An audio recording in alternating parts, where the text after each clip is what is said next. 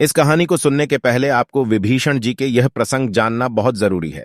श्री रामचंद्र जी के परम प्रिय भक्त विभीषण जी के बारे में आता है कि वह भक्त तो बहुत बड़े थे श्री राम जी के, पर उनमें भी एक कामना होती है।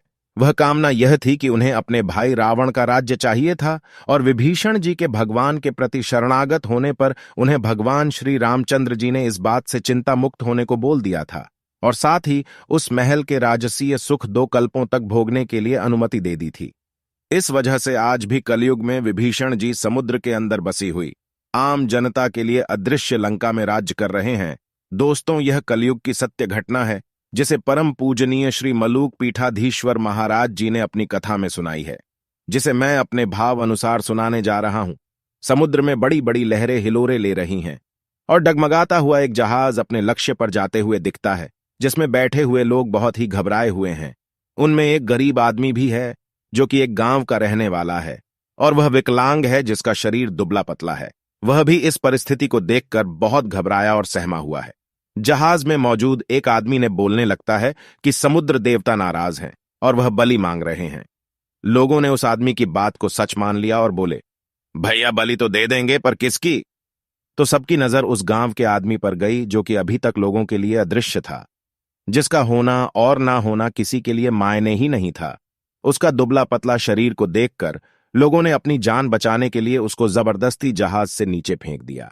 वह चीखते चिल्लाते हुए समुद्र में डूब गया।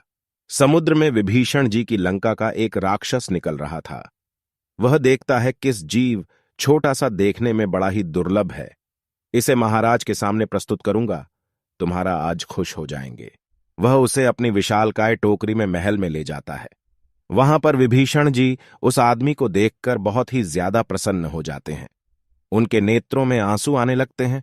वह उसकी भारतीय वेशभूषा को देखकर राम जी की याद में डूब जाते हैं और उस विकलांग आदमी को अपने राज्य सिंहासन पर बैठाकर उसको नए नए वस्त्र देते हैं और हजारों प्रकार की सामग्री खाने के लिए उसके सामने प्रस्तुत कर देते हैं। डरा और सहमा हुआ और पूर्व की घटना को याद करते हुए वह गांव का आदमी यह सब खातिरदारी देखकर सोचता है कि जिस प्रकार एक बकरे को कटने से पहले उसकी खातिरदारी की जाती है, यह बिल्कुल ऐसा ही लगता है।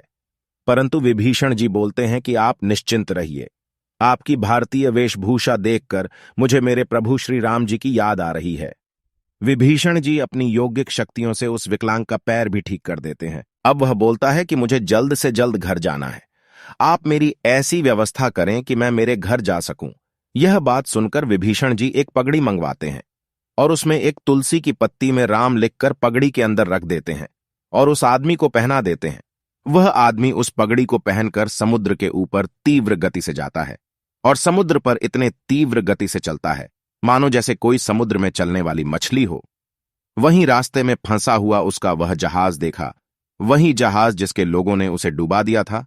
वह लोग उसे देखकर बुलाते हैं और पूछते हैं कि तुम पानी पर ऐसे कैसे चल रहे हो, और इतना ज्यादा ये हीरे मोती और सोना तुम्हारे पास कैसे आया? वह सीधा साधा इंसान था, कोई छुपाने की बात ही नहीं समझी। उसने इसमें वह सारी घटना उन्हें बता देता है, पर वह लोगों की सोने को देखकर नीयत बिगड़ जाती है, तो वह समझ जाता है और जल्दी से उस जहाज से कूद जाता है और समुद्र के तट पर आ पहुंचता है। फिर वह सारे सोना हीरा नीचे रखकर अपनी पगड़ी को उतारता है, क्योंकि उसने यह देख लिया था कि विभीषण जी ने उस पगड़ी में कुछ रखा है। जैसे ही वह पगड़ी में देखता है तो उसको तुलसी में लिखा राम नाम दिखाई देता है। वह यह देखकर बहुत ही भावुक होता है और रोने लगता है कि संसार को तारने वाला तो राम नाम है, जिसने मुझे इस समुद्र से तार दिया और मैं यह सोने हीरे के पीछे पागल हो रहा हूं। उसने तुरंत अपने गांव पहुंचकर वहां के सारे ब्राह्मणों को भोज करवाया। बचा हुआ धन संत मुनि ब्राह्मण और निर्धन लोगों में बांट दिया और वह राम नाम करते हुआ निकल चला। मित्रों, आप सभी को जय श्री सीताराम। ऐसी ही और वीडियोस के लिए सब्सक्राइब करें और लाइक करें। धन्यवाद।